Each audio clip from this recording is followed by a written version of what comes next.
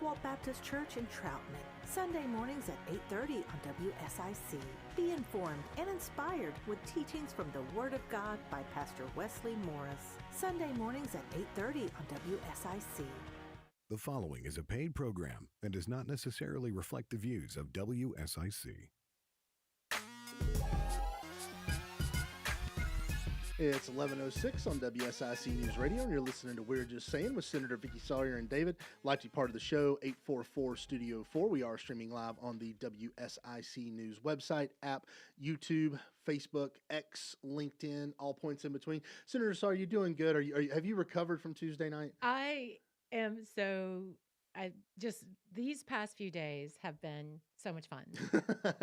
The amount of tears that I've been watching and regret from our friends on the Democratic side who are still pledging to leave the nation, or some folks are even Resist. Yes, resist is back. What is Resist is back.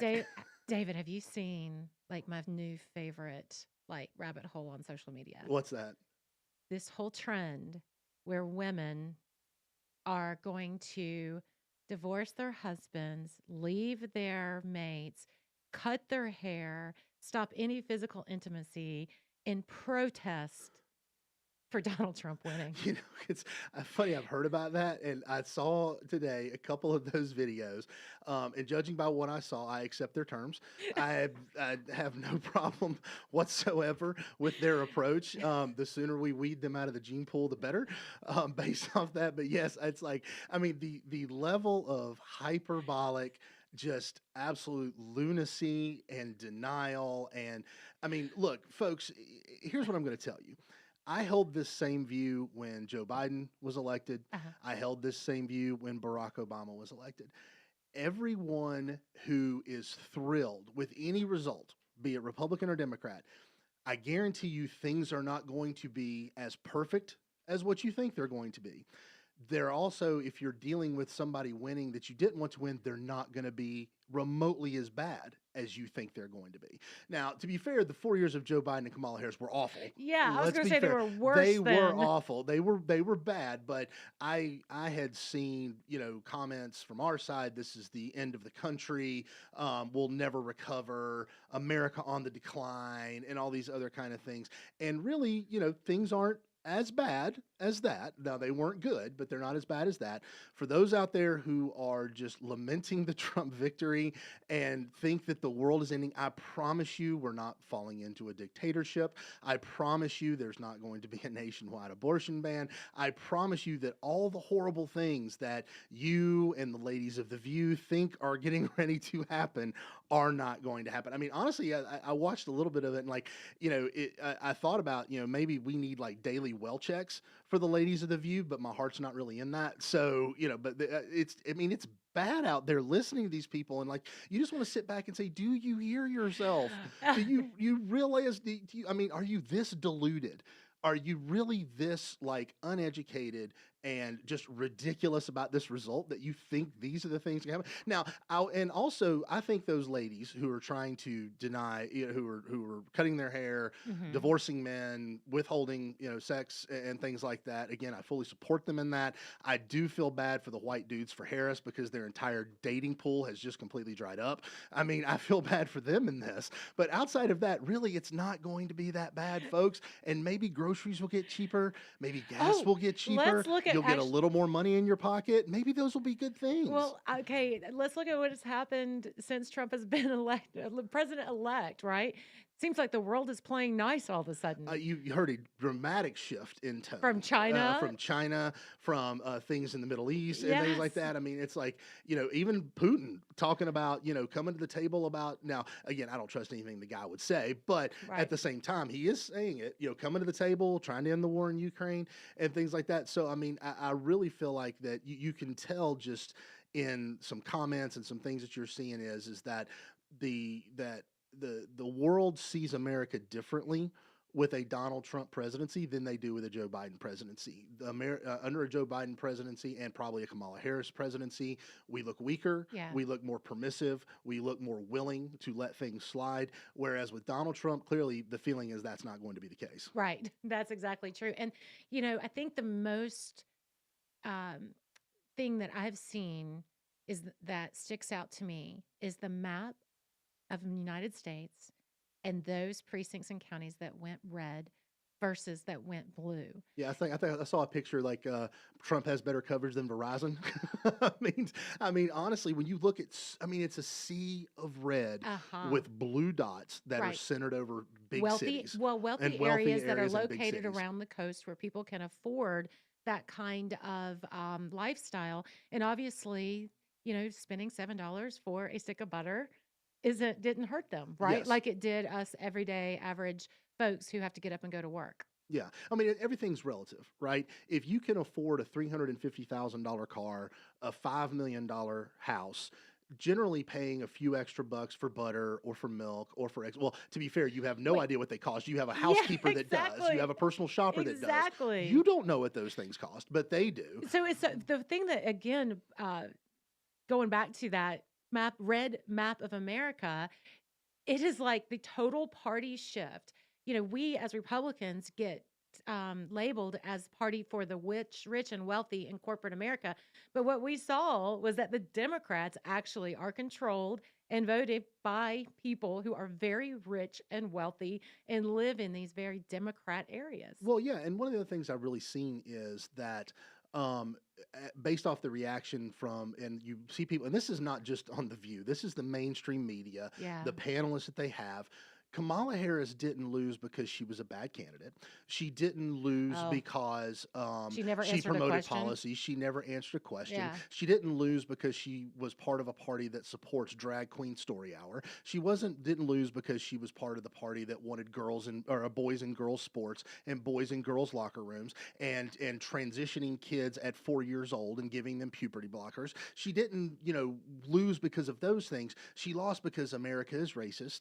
America is misogynist. America is xenophobic. That's why we're garbage. We're Nazis. We're fascists. That's why she lost, because all those people that voted for Trump, all 70 some odd million of them now, are because they're bad people and they want fascism and they hate everybody. That's why she lost, and because she's a woman. It had nothing to do with the fact that she was probably the least talented, worst candidate to run on a presidential ticket since Wendell Wilkie, for God's sake. I mean, she's awful. Good She was pull. terrible. And everybody has this in there. All the ones in the media and the wailing of gnashing of teeth it is. And I saw one pundit say she ran a flawless campaign because Queen Latifah endorsed her. Oh, God. And I'm like, how disconnected from reality are you if you think Queen Latifah was the tipping point, Yeah. right?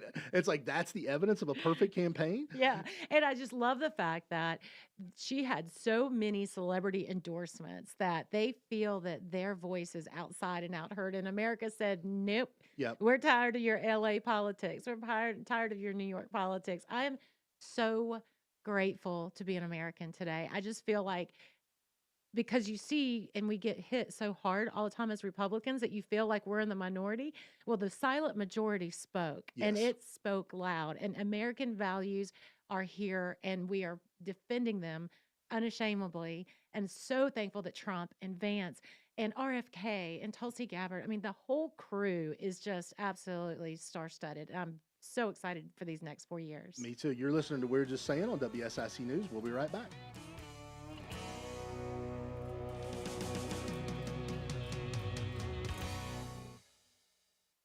Stay with us. We'll have more of We're Just Saying with NC Senator Vicky Sawyer after this short break on 105.9, 100.7 WSIC. Well, a warm into our work week around Lake Norman. We'll see temperatures climb into the upper 70s, near 80 this afternoon with a partly cloudy sky. Most of us will stay dry, just a very low chance of a sprinkle or a very stray shower. But again, I don't think it's much for us to worry about. We go back down into the low 50s overnight. We start our weekend off on a cooler note with a partly cloudy sky. High temperatures around 70 for our Saturday. That's your forecast for the WSIC Weather Center. I'm meteorologist Chase Myers. The app with Lake Norman deals. The WSIC app is out now, wherever you get your apps. Cakes and cookies, toys and gifts. The Southern Christmas Show, November 14th through 24th at the Park Expo and Conference Center. Save on tickets at southernChristmasShow.com, courtesy of Kraft Body Scan. The Southern Christmas Show. Here is your WSIC community calendar. The Dirt Track at Charlotte Motor Speedway presents the World of Outlaws World Finals Wednesday through Saturday. Catch Dirt Racing's top 3 series for 4 days of action to decide their championships, featuring the World of Outlaws Sprint Car Series, the World of Outlaws Late Model Series, and the Super Dirt Car Big Block Modifieds. Single day and 4-day ticket packages plus camping information are all available at charlottemotorspeedway.com. Often imitated, never duplicated. The World of Outlaws World Finals invade the Charlotte Motor Speedway Dirt Track this weekend. Ghostface Brewing in Mooresville is having a veterans celebration on Sunday. Rocky Lynn will perform and rock the lot in a special outdoor concert. Beer Lab and Ghostface Brewing will be offering their full menu of drinks and food. Bring your chairs and enjoy this Veterans Day salute with a Rocky Lynn concert Sunday at Ghostface Brewing in Mooresville. The Mooresville Veterans Day Parade and celebration honors veterans from all branches and from all conflicts. The parade begins Monday, November 11th at Richard's Coffee Shop at 1 p.m. and travels to Mooresville Town Hall. Come join and say thank you to our veterans and hometown heroes on Monday, November 11th in downtown Mooresville. To keep up with all the events happening around the community and much more, including amazing local deals, download the WSIC News app today. The Renaissance Festival is back, Saturdays and Sundays, now through November 24th. There's music, comedy, circus entertainments, huzzah! Tickets available online only at renfestinfo.com, while supplies last. Call now to speak with NC Senator Vicky Sawyer at 844-STUDIO-4. It's We're Just Saying on 105.9, 100.7 WSIC. Welcome back to We're Just Saying on WSIC News with Senator Vicky Sawyer and David. Like to be part of the show, 844-STUDIO-4. We are still streaming live on the WSIC News app, YouTube, Facebook, X, and LinkedIn. So before we close out the national deal and move into state, it's tinfoil hat time. Tinfoil hat. We enjoy a good conspiracy theory We do. here. As every good Republican does. As every good Republican does, yes. So I was listening to Joe Rogan, and he brought up something interesting, so I had to go back and kind of look for myself. He made the comment, where did the 81 million Joe Biden voters go? And I started thinking about, So I went back and I actually did some show prep. Wait a minute, you did show prep? I did show prep. So this is going to be great. I actually did show prep on a conspiracy theory. Exactly. So bring it. In 2020, there were 158,429,631 votes cast. Okay. Now, I knew that there was 158,429,000, but I had to confirm the 631. My big brain. Just because I'm so smart and my big brain. Of those numbers, Trump got 74.2 million votes. Biden got 81 million plus votes. Okay. Okay. So 74 Trump, 81 Biden. Yes. Got it. Okay. 158 million plus in total votes. Okay, got it. Okay. Where we stand now in the election, now there's still ballots being counted, but not enough that's going to dramatically alter these numbers. Sure. Right? In 2024, there were 142,572,000 votes cast. Okay. All right. So that is a difference of 16 million votes between 2020 and 2024. Okay. Trump right now sits at 73,455,000 votes. So in the a little popular bit more, vote. but not much more. Well, a little bit less. Oh, but less. When it's all said and done, he'll probably get to about what he got in 2020. Okay. Harris, 69,117,000. So 11 million votes less, or 12 million votes less right now than what Biden got in 2020. Oh. Whoa. Wait a minute. Yeah. So do that math. Where did 12 million votes come from in 2020, or where did they go in 2024? Where did they go in 2024? So you would think if there was a dramatic shift to Trump, right, you would see him with 75, 76, 77 million votes. Right. As it stands right now, he's going to get about what he got in 2020. And Kamala's looking at least 11 to 12 million votes less. David, what are you saying? Are you saying? Did those people stay home? Now, remember, in 2020, we were told that we had record turnout, record repudiation of Donald Trump. All right. That's why they all came out. That's why they all love Joe Biden. Right. Donald Trump's back on the ballot again in 2024. and we're sitting at 16 million fewer votes David. total and about 12 million fewer votes for Harris. Did those people stay home? Did they not just come out? Or did we get back to historically turnout where we normally have, and maybe something about the 2020 election was a little bit different? Oh. Maybe mail-in ballots, maybe the accepting of ballots 5 and 10 days after election. All of those COVID changes. Yes, all the to COVID changes, which largely have election. gone away. Right. Now. We made sure Things that got stricter. Yes, and we had poll observers and Where are those votes? Now you count some people die, right? I mean, but not that many people die. Again, I'm not saying anything specifically, but it does beg the question: where are those votes? Where are those voters? Thank you, Bill. See, Bill gets it. Bill gets it. That keeps. My gosh. I know you probably don't want to dive down this rabbit hole with me. But I'm just saying. That is a very valid question. You know, where are all those votes, or were they manufactured? You know, during the 2020 election, and Trump was right all along. Yeah, I mean, it begs the question. Now, there is no media organization that's going to do any deep dive into this, and no media organization that is going to give any credence to anyone who does.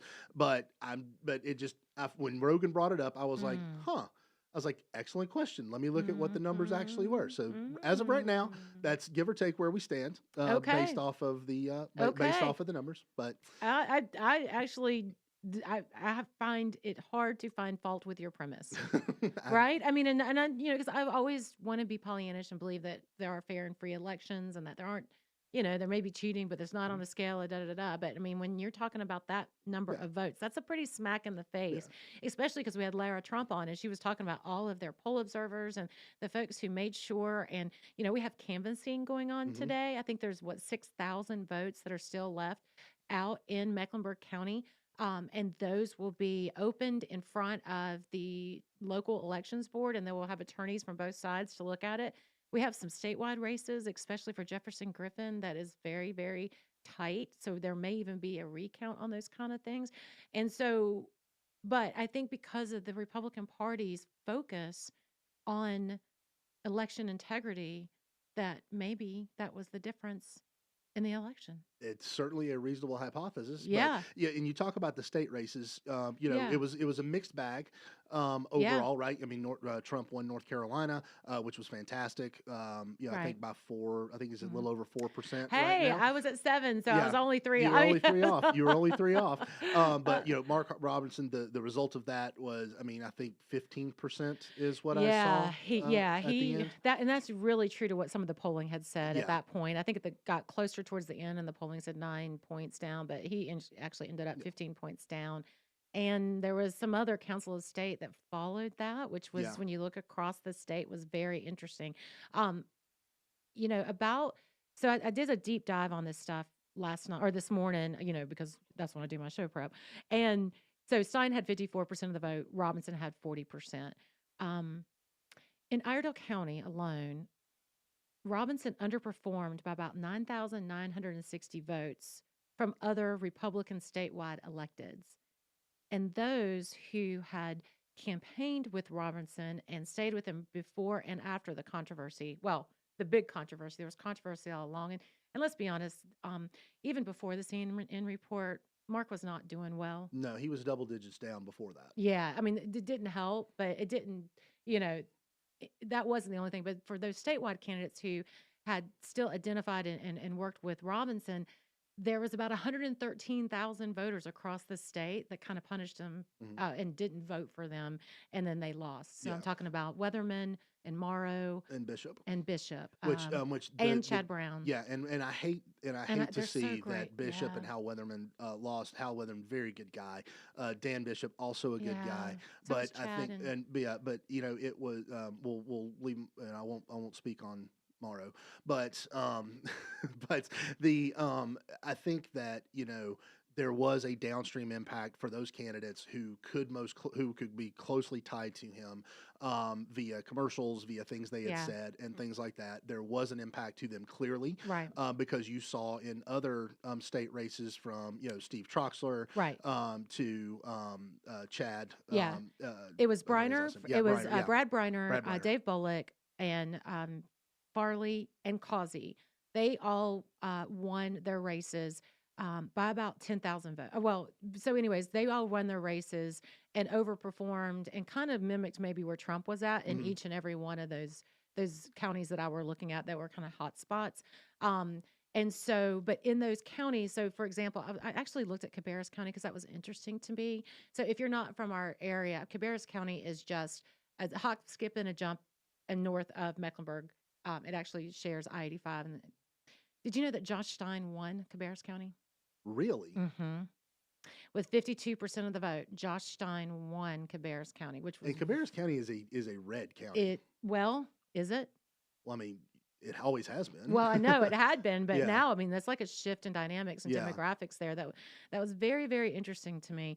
But then you started looking at like Johnston County, where Johnston County is also just outside of Wake County, very, very similar to Iredell. We have a little less folks, but very, very well. They have 59,000 registered Republicans, 40,000 Dems, and 55,000 independents. So, arguably very strong Republican area. And Mark only barely eked out a win by like 200 votes, 300 votes. So there were very nuanced, I would say, highly educated people who split their ticket between the Briner and the Bullocks and the Farleys and the Morrows and the Robinsons and the Dan Bishop. And that's just was a very interesting dynamic because that's a very educated voter that would be able to split a ticket like that. Oh, I agree. And I think it highlights one of the things that we talked about last week, that we talked a little bit about on Tuesday during our election night coverage, which, obviously we've gotten raves about. We did actually. I heard it was, the best election night coverage ever. We weren't saying that. Other people were saying that. But, I think it highlights what we were talking about is we as Republicans need to do some soul searching. Democrats shouldn't be the only ones doing soul searching at a national level right now. We Republicans at a state and local level have got to do some soul searching and really begin to think about the quality of candidates we put forward in our primaries and let out.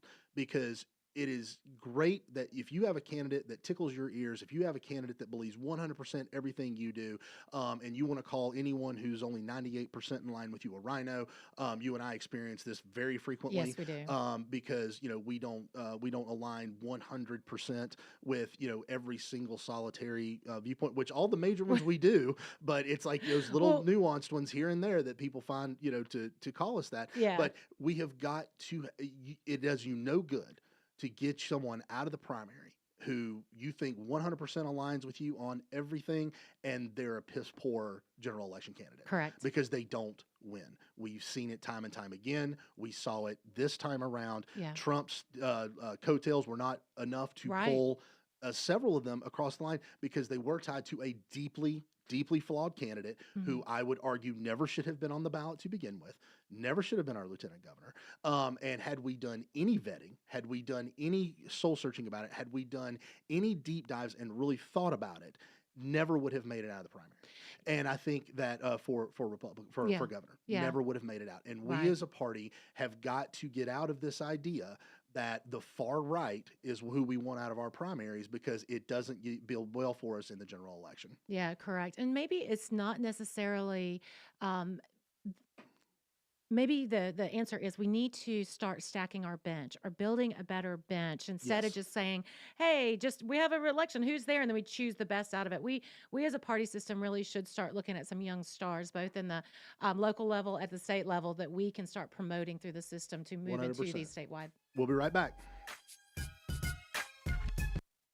We'll return with more of NC Senator Vicky Sawyer, and We're Just Saying after this short break on 105.9, 100.7 WSIC. Well, a warm into our work week around Lake Norman. We'll see temperatures climb into the upper 70s, near 80 this afternoon with a partly cloudy sky. Most of us will stay dry, just a very low chance of a sprinkle or a very stray shower. But again, I don't think it's much for us to worry about. We go back down into the low 50s overnight. We start our weekend off on a cooler note with partly cloudy sky. High temperatures around 70 for our Saturday. That's your forecast for the WSIC Weather Center. I'm meteorologist Chase Myers. Fall is here. Be ready with these propane fuel deals from G&B Energy. Get cozy with a new fireplace and save up to $500 with rebates on cozy heat gas inserts. Or receive a free on-off remote with purchase of select gas log sets. The best deal of all, Rinnai tankless water heaters start at $295 after rebates. Visit G&B Energy in Statesville or gbeenergy.com. Restrictions apply. See store for details. Hi, this is Bob McIntosh with the McIntosh Law Firm in Davidson. Since 1997, we have been committed to providing our clients with competent, caring, and experienced legal services. Learn more at McIntoshLawFirm.com. Kane Center for the Arts, Lake Norman's new hub for inspiration and community, offers performing arts, visual exhibits, and education in downtown Cornelius. See the full season schedule at canearts.org. That's CAIN arts.org. Oh no, stomach issues again? Stomach issues? Who are you? Your pancreas. I could be the real reason for your diarrhea, gas, bloating, stomach pain, or loose oily stools. I thought it was my stomach. People often do, but any of these symptoms could mean having a condition called exocrine pancreatic insufficiency, or EPI. With EPI, the pancreas doesn't release enough enzymes to break down food, but EPI is manageable. Use the symptom checker on identifyepi.com and speak with your doctor. That's identifyepi.com. Sponsored by AbbVie. Point! Hey, you okay? You don't normally miss those shots. Oh, I just haven't been as regular lately, and it's making me feel sluggish. You should try Metamucil. It's been a game changer for me. Metamucil's plant-based psyllium fiber helps trap and remove the waste that weighs you down. Ace, you're moving better than you were last week. Definitely. Metamucil keeps you moving. These statements have not been evaluated by the Food and Drug Administration. This product is not intended to diagnose, treat, cure, or prevent any disease. Learn more at metamucil.com. This is a Bloomberg Money Minute. The company behind CBS television, cable networks including MTV and Comedy Central, and its namesake movie studio has come up short. Paramount Global says sales in the just-finished quarter missed forecast as viewers keep moving away from traditional TV towards streaming.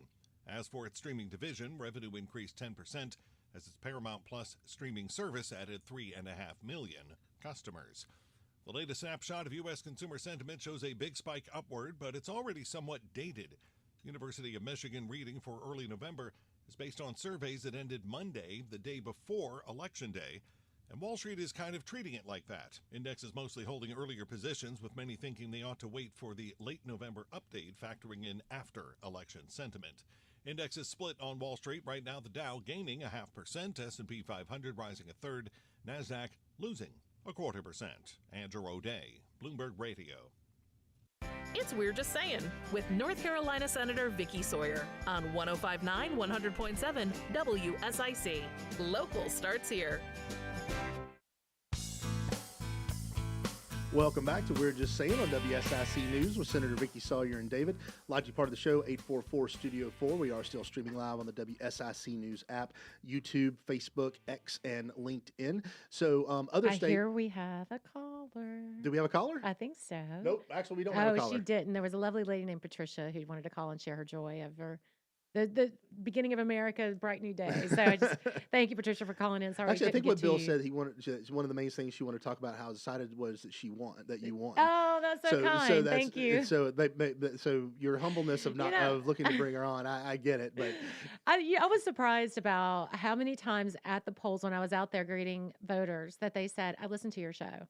And one of them was like, "I'm not looking at anybody," and I said, "Hey, I'm Senator Sawyer. Thank you for coming out to vote." And he looked up and he goes, I knew the voice before you said the name. Like even before you said the name, because I said, thanks for coming out to vote. Because I listened to your show.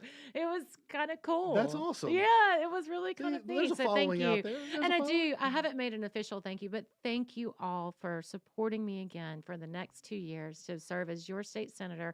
And thank you to those who voted for me. I carried every precinct in Iredell County and every precinct in Cornelius, and Davidson's always going to be tough for someone who's a registered Republican, but I did a lot better than I thought I would there. So it's just a testament, I think, to the folks who listen to our show and tell their friends to vote, and I'm so grateful to serve. And hey, we had a really, really good announcement this week. I actually went to Raleigh the day after the election because Commissioner Lisa Qualls and I wanted to go celebrate that the DOT and voted officially to fund Highway 150. Outstanding. Thank goodness. Outstanding. And it was scary there for a minute because the bids, although they came back very close to one another, they were over a certain percentage that the estimate was about to be. So technically, the board could have sent it out to rebid again. Oh, that'd have been horrible.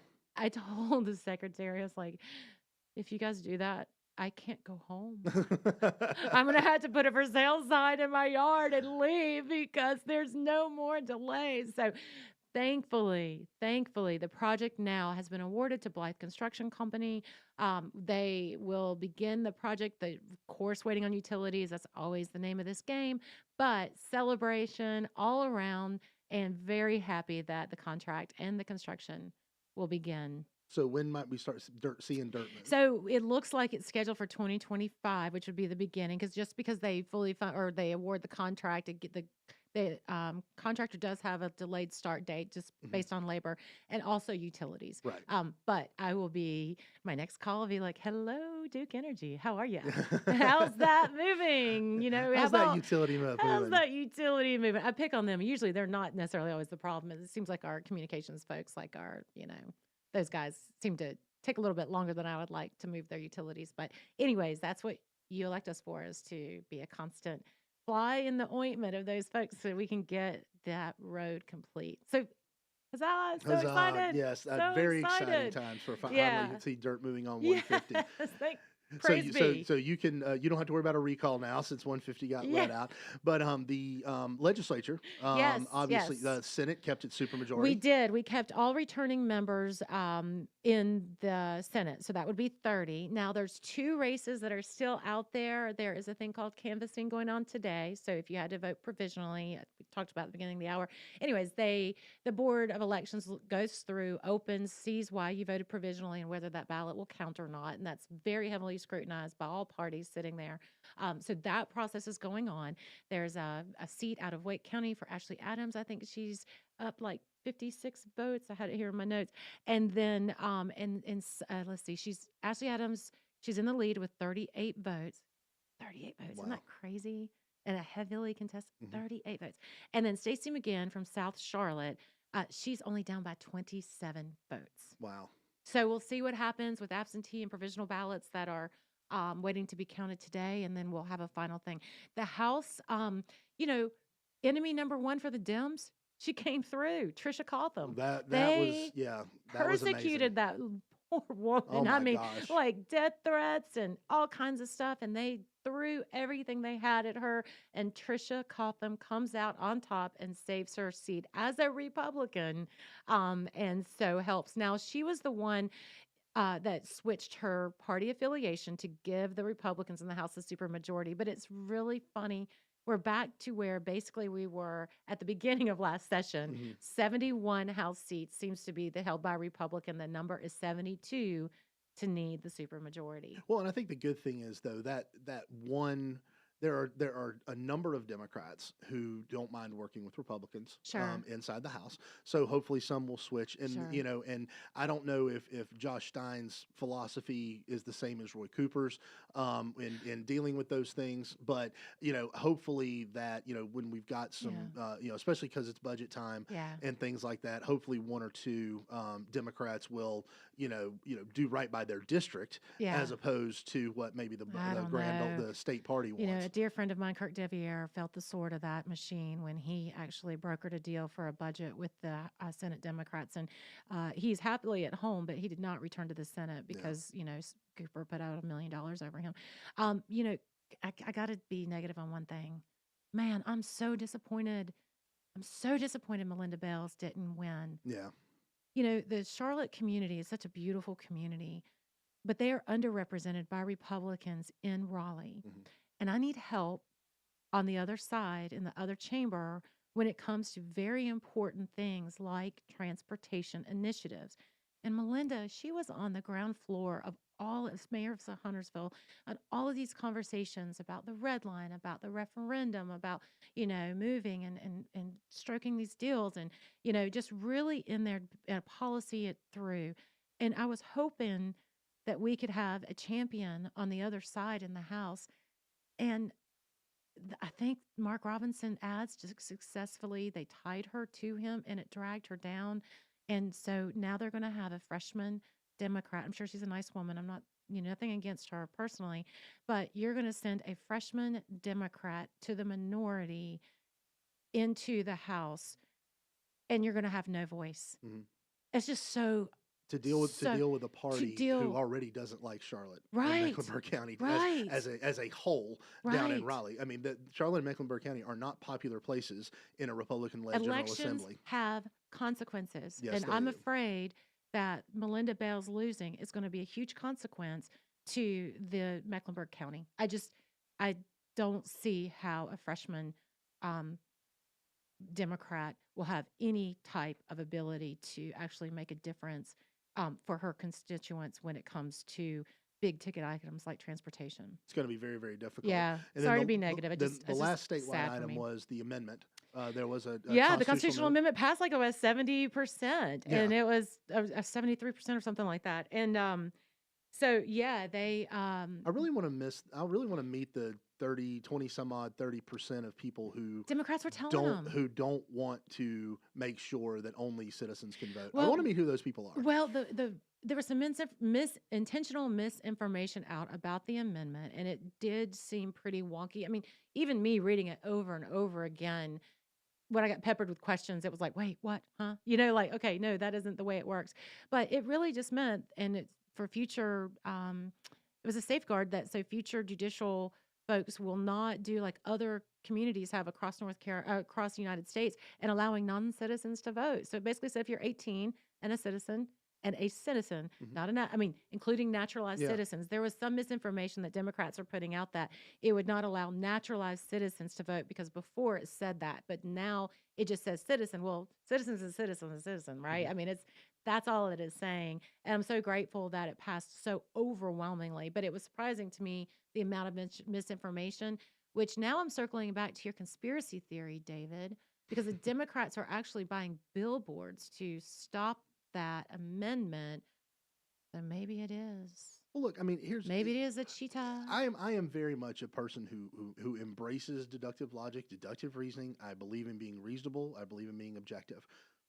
When you have a party that so adamantly fights against any law, against any amendment Voter or anything that requires you to prove who you are to vote, requires you to be a citizen of this country to vote. Any party that fights and spends the kind of money and time and effort and vitriol that they do against those things, you have to ask why. Why do you not want dead people removed from voters' rolls? Why do you don't want non-citizens removed from voter rolls? Why do you not want people to have to prove who they are? Why do you object to anything that codifies you must be a citizen of this country in order to vote? Why do you fight so hard for those things? Right, because that's how you win. Because that's how they win. Because you take away their and ultimately it's not. And ultimately, I mean, there's a belief that if a non-citizen votes, they're naturally going to be a Democratic voter. But I think it's more than that. I think it's more of a long game. The reason why they allow flooding of illegal immigration into our country is because it raises population counts, and inevitably these illegal immigrants house themselves in bigger cities around urban areas because that's where the jobs are. That increases the population of many Democratic states, which then increases the number of House representative seats that you get. California lost one. I think it was 2 cycles ago because so many people have fled there. I think it's a longer game to bolster deep blue Democratic seats, get more congressional seats for them, fewer for Republicans, and to basically enshrine Democratic power. And they see that as their opportunity. The Hispanic voters? I know. Talk about your all-time backfires. Oh my gosh! Talk about your all-time backfires. 46% voted for Trump. Yeah, I mean, and carried Latino men, and so things that make you go, best laid plans. You're listening to We're Just Saying. We'll return with more of NC Senator Vicky Sawyer, and We're Just Saying after this short break on 105.9, 100.7 WSIC. Well, a warm into our work week around Lake Norman. We'll see temperatures climb into the upper 70s, near 80 this afternoon with a partly cloudy sky. Most of us will stay dry, just a very low chance of a sprinkle or a very stray shower. But again, I don't think it's much for us to worry about. We go back down into low 50s overnight. We start our weekend off on a cooler note with partly cloudy sky. High temperatures around 70 for our Saturday. That's your forecast for the WSIC Weather Center. I'm meteorologist Chase Myers. Cakes and cookies, toys and gifts. The Southern Christmas Show, November 14th through 24th at the Park Expo and Conference Center. Save on tickets at southernChristmasShow.com, courtesy of Kraft Body Scan. The Southern Christmas Show. Here is your WSIC community calendar. The Dirt Track at Charlotte Motor Speedway presents the World of Outlaws World Finals Wednesday through Saturday. Catch Dirt Racing's top 3 series for 4 days of action to decide their championships, featuring the World of Outlaws Sprint Car Series, the World of Outlaws Late Model Series, and the Super Dirt Car Big Block Modifieds. Single day and 4-day ticket packages plus camping information are all available at charlottemotorspeedway.com. Often imitated, never duplicated. The World of Outlaws World Finals invade the Charlotte Motor Speedway Dirt Track this weekend. Ghostface Brewing in Mooresville is having a veterans celebration on Sunday. Rocky Lynn will perform and rock the lot in a special outdoor concert. Beer Lab and Ghostface Brewing will be offering their full menu of drinks and food. Bring your chairs and enjoy this Veterans Day salute with a Rocky Lynn concert Sunday at Ghostface Brewing in Mooresville. The Mooresville Veterans Day Parade and celebration honors veterans from all branches and from all conflicts. The parade begins Monday, November 11th at Richard's Coffee Shop at 1 p.m. and travels to Mooresville Town Hall. Come join and say thank you to our veterans and hometown heroes on Monday, November 11th in downtown Mooresville. To keep up with all the events happening around the community and much more, including amazing local deals, download the WSIC News app today. The Renaissance Festival is back Saturdays and Sundays. Now through November 24th, there's music, comedy, circus entertainments. Huzzah! Tickets available online only at renfestinfo.com while supplies last. It's We're Just Saying with North Carolina Senator Vicky Sawyer on 105.9 100.7 WSIC. Local starts here.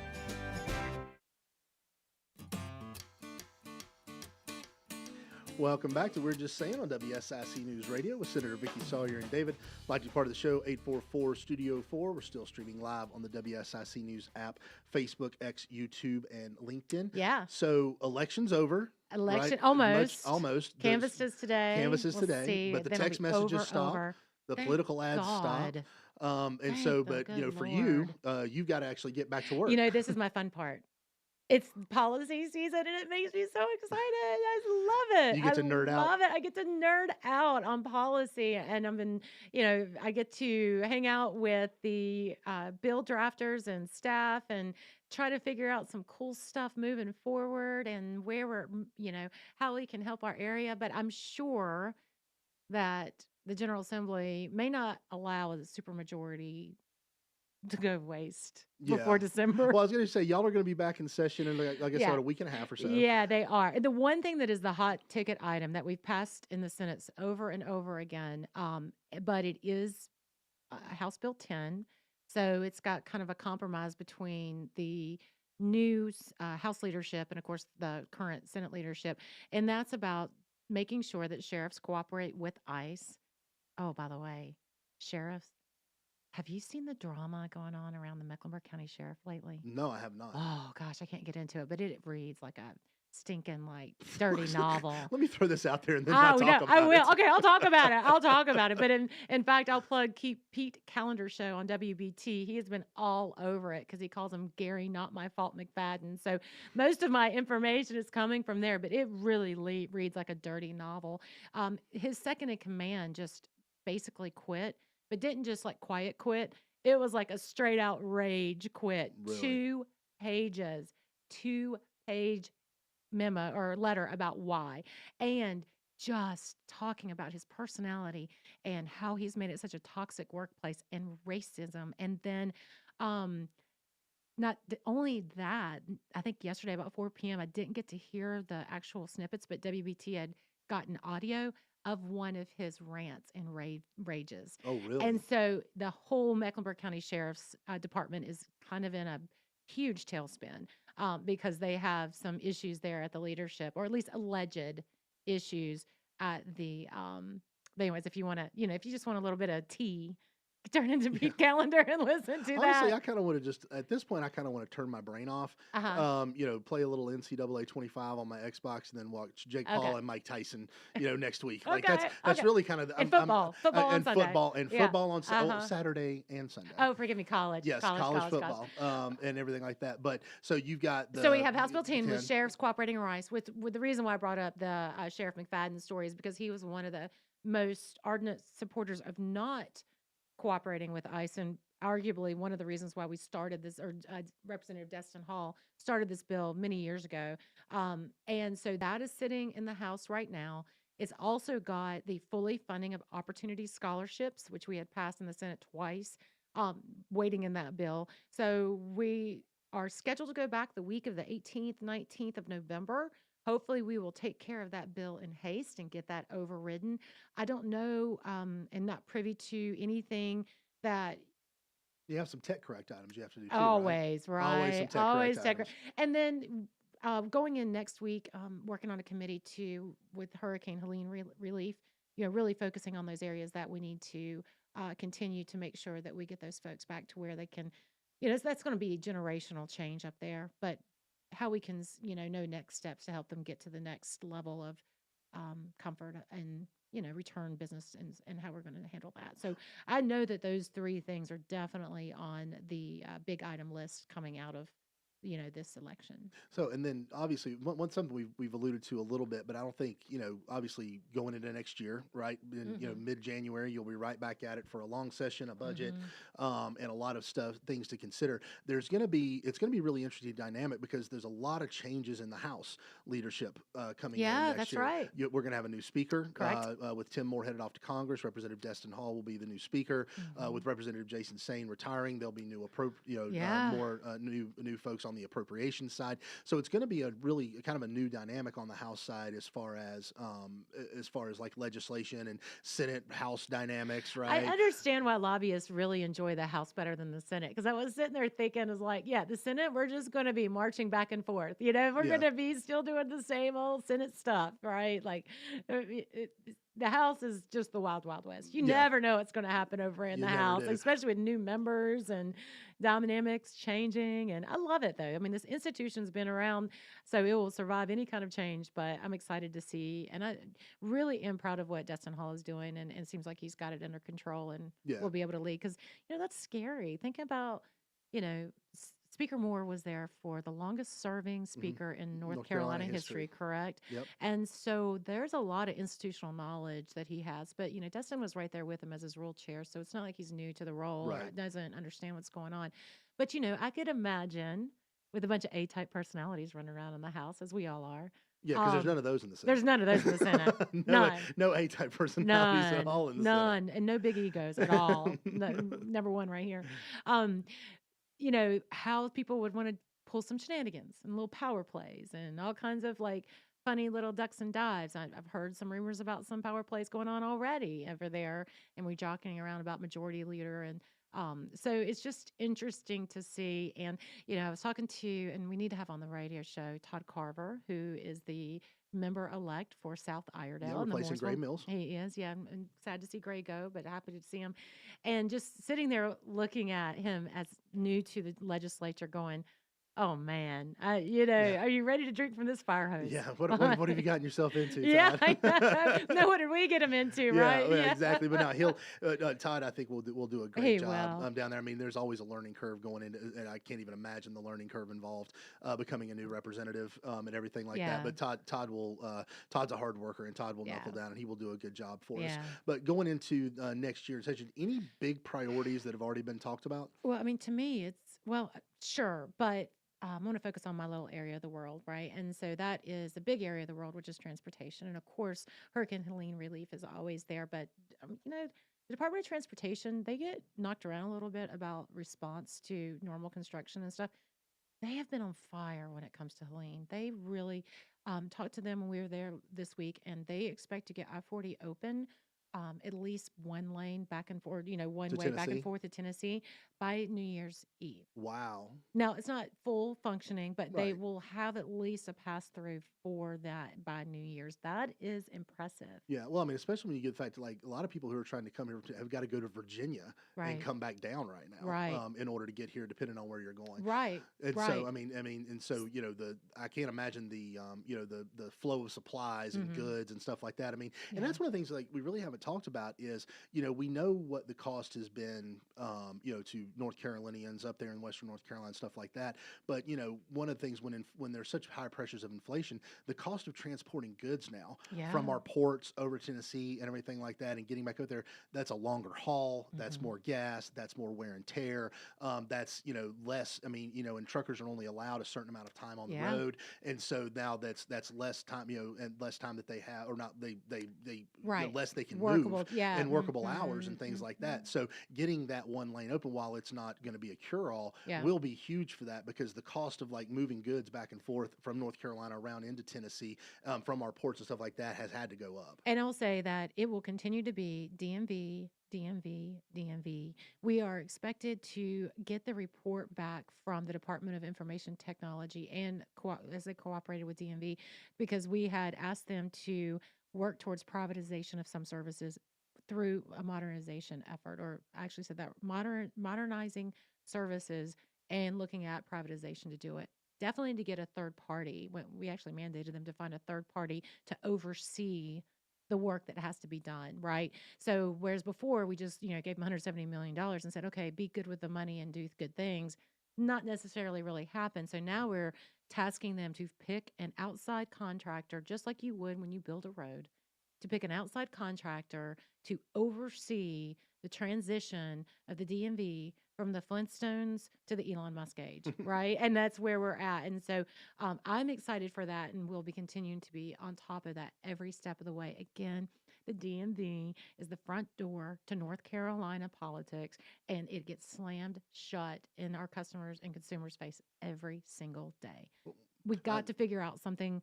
And you know what?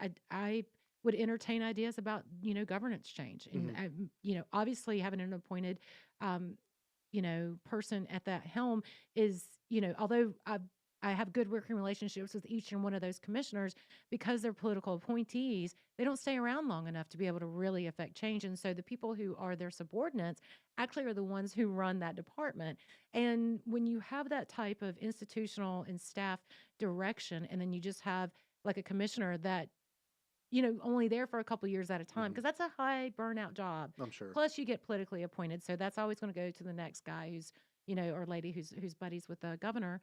Then it doesn't really amount to good governance for the state, and that has been evidenced by the product that has been put out by DMV over and over again. And it's really sad, because I think Wayne Goodwin tries hard to do good things for good people, and he's been very helpful for me on a one-on-one basis.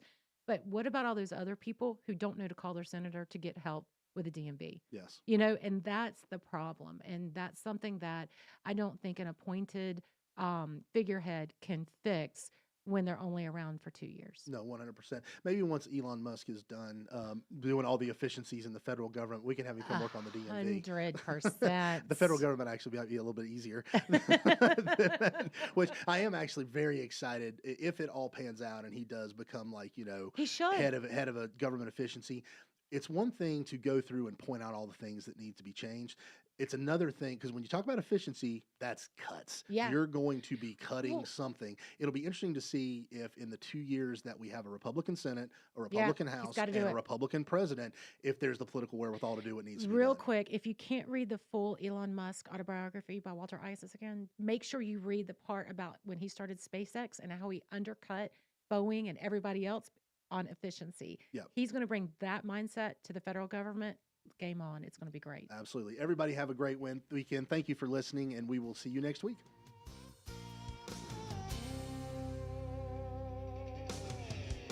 Serving you better than ever before. 1059 100.7 WSIC, Statesville, Mooresville, North Charlotte.